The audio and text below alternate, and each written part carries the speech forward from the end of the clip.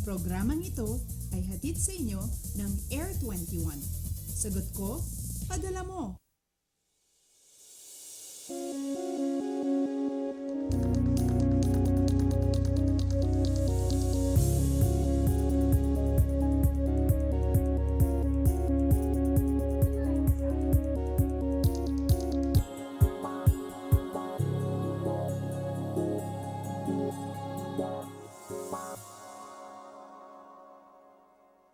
Magandang umaga Pilipinas, weekend na naman, panahon para mag-relax-relax ng konti at makipag-bond sa pamilya. Pero dahil may bagyo ngayon sa loob ng Philippine Area of Responsibility, mahalagang maging updated muna bago kayo magplano ng inyong mga gawain. Kaya habang nag-aalmusal, sabay-sabay nating alamin ang magiging lagay ng panahon sa mga susunod na oras at araw. Live mula sa Pag-asa Weather and Flood Forecasting Center, ito ang Panahon TV na simula Lunes hanggang Linggo, unang maghahatid sa inyo ng pinakabagong ulat panahon. Sabay kaming mapapanood via online streaming sa www.ptv.ph. Kasama niyo po ngayong Saturday morning, October 15, 2016. Ako po ang inyong weather lover, Amor La Rosa. Bago po ang lahat, silipin muna natin anong oras kaya magpapakita si Haring Araw. Para sa ating sunrise for today, yan po ay 5:47 ng umaga, habang ang sunset naman mamaya 5:36 ng hapon. At ngayon naman, para malaman na po natin ang update ng Pag-asa tungkol sa magiging lagay ng ating panahon sa mga susunod na oras, makakapanayam na po natin ang isang weather forecaster ng Pag-asa. Walang iba kundi sa Mr. Meno Mendoza. Good morning, Mr. Mendoza. Ano na po bang update dito sa bagyong Karen na ating binabantayan at anong track na ba ang tinutumbok nito ngayon? Magandang umaga din, Amor, at magandang umaga sa ating mga kababayan. Para sa ating update tungkol kay Bagyong Karen, sa kasalukuyan, ito ay isang ganap ng nasa typhoon category at ito nga ay nasa layong 125 kilometers northeast ng Vira, Catanduanes. Sa kasalukuyan, ito ay may taglay na lakas na hangin 130 kilometers per hour malapit sa gitna at may mga pagbugso naman na umaabot sa 180 kilometers per hour. Patuloy itong tumatahak sa direksyong west-northwest sa bilis na 13 kilometro kada oras. At ang tinutumbok nitong area, maglalandfall ito dito sa Aurora, Quezon area. At inaasahan natin ito na maglalandfall nga sa Linggo ng umaga. Ayan, ulitin ko lamang po ang nabanggit sa atin ni Mr. Mendoza. Itong binabantayan po nating Bagyong Karen, isa na po itong ganap na typhoon.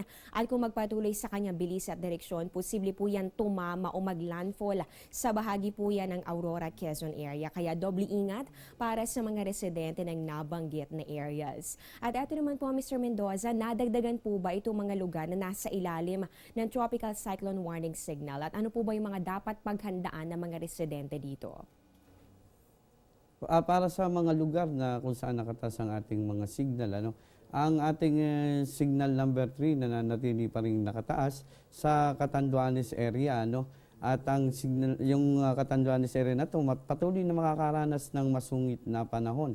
At samantala, yung signal number 2 naman natin ay nakataas sa Camarines Norte, Camarines Sur, Aurora, Northern Quezon, Polillo Island, at Albay, Sorsogon, Masbate, Ticao, Murias Island naman, yung signal number 1. Yung mga signal number 1 naman, kasama yung rest ng Quezon, Isabela, Romblon, Marinduque, Oriental Mindoro, kasama pa rin yung Batangas, Laguna, Cavite, Rizal, at Metro Manila, gayon din ang Bulacan, Pampanga, Bataan, Zambales, Tarlac, Nueva Ecija, Pangasinan, Nueva Vizcaya, Quirino, La Union, Benguet, Ifugao at Northern Samar.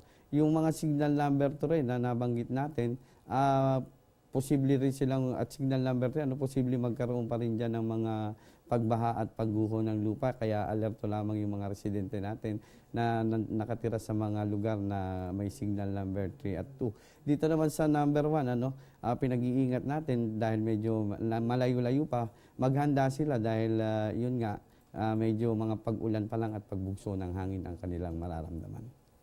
Naku, ayan, lalo pa palang dumami itong mga lugar na nasa ilalim nitong tropical cyclone warning signals. Kaya naman doble ingat at maging alerto po ang mga residente sa nabanggit na lugar. At eto naman, Mr. Mendoza, para sa ating question of the day, mula po ito sa Panahon TV follower na si Oliver Viray. Ang tanong po niya, posible po ba na maging super typhoon ito nga bagyong Karen na ating binabantayan?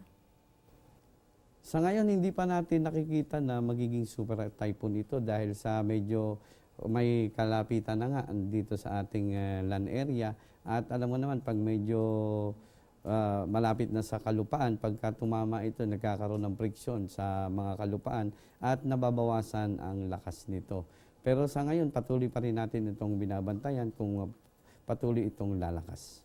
At ayan po, patuloy nga nating babantayan itong mangyayaring pagbabago dito po yan sa bagyong Karen once na ito nga po ay mag-landfall na noon tumama dito po yan sa bahagi ng Aurora, Quezon area. At Oliver, nabanggit nga ni Mr. Mendoza na sa ngayon hindi pa naman natin nakikita yung posibilidad na itong binabantayan nating bagyo ay maging isang super typhoon, pero syempre panatilihin natin ang pagmomonitor sa updates ng Pag-asa. At kagaya po ni Oliver, pwede rin kayong magpadala ng inyong weather-related questions sa aming social media accounts. At eto naman po, Mr. Mendoza, gaano ba karaming pag-ulan ang dadalhin nito nga bagyong Karen at ano po ba yung inaasahan nating weather condition sa mga susunod na oras? Okay, para sa doon nga sa daladalang ulan ng bagyong si Karen, inaasahan na moderate to heavy doon sa 500 kilometers ng ating bagyo. At para naman sa magiging lagay ng ating panahon sa araw na to, maliban doon sa mga area na nakasaas ang ating signal, dito sa nalalabing bahagi ng Kabisayaan, inaasahan naman natin yung katamtaman hanggang sa kumisan ay malalakas na mga pag-ulan. At ang mahina hanggang sa tamtamang mga pag-ulan naman ay inaasahan natin dito sa bandang Zamboanga Peninsula, Northern Mindanao at sa Caraga Region at sa nalalabing bahagi ng dito sa may Palawan. At sa nalalabing bahagi ng Mindanao, asahan pa rin yung pulupulong pag-ulan o pagkilat, pagkulog.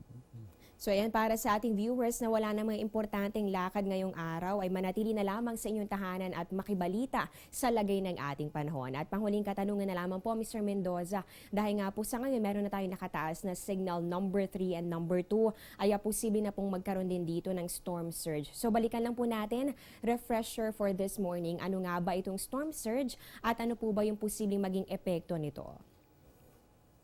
Tama ka, yung signal number 2 at number 3 lang, yun ang posibleng magkaroon ng mga storm surge.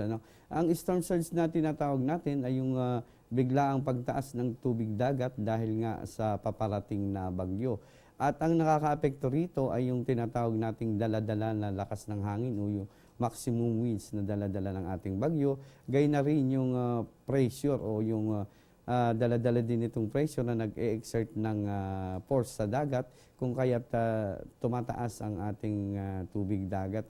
At ang isa namang nakakapag-worse ng effect ng ating storm surge ay yung tinatawag nating shape ng coastline. Kung ito ay isang bay kagaya ng Manila Bay, mas prone ito sa pagtaas sa malaking storm surge kaysa sa mga straight coast.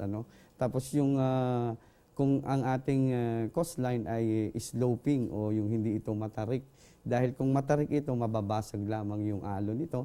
Pero kung ito ay sloping at gradual ang pagtaas, ay talagang aakyat yung ating tubig dagat.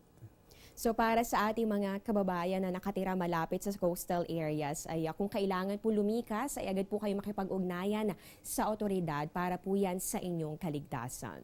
Maraming salamat po, Mr. Meno Mendoza, sa binaging impormasyon tungkol sa lagay ng ating panahon at mga dagdag kaalaman para po sa ating mga manonood ngayong umaga.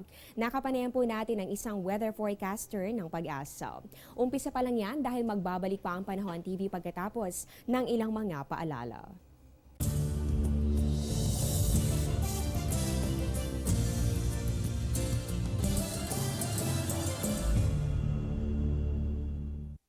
Get timely and reliable Philippine weather information anytime, anywhere. through the Panahon TV mobile app, a multifunctional mobile app that brings you weather updates sourced directly from Pag-asa. The app provides a complete 3-day weather forecast at your location. It also allows you to ask or share the weather to the community. It has auto alerts for thunderstorm advisory, rainfall warning, and storm signals over your area. Download for free today, available at Google Play Store and iOS.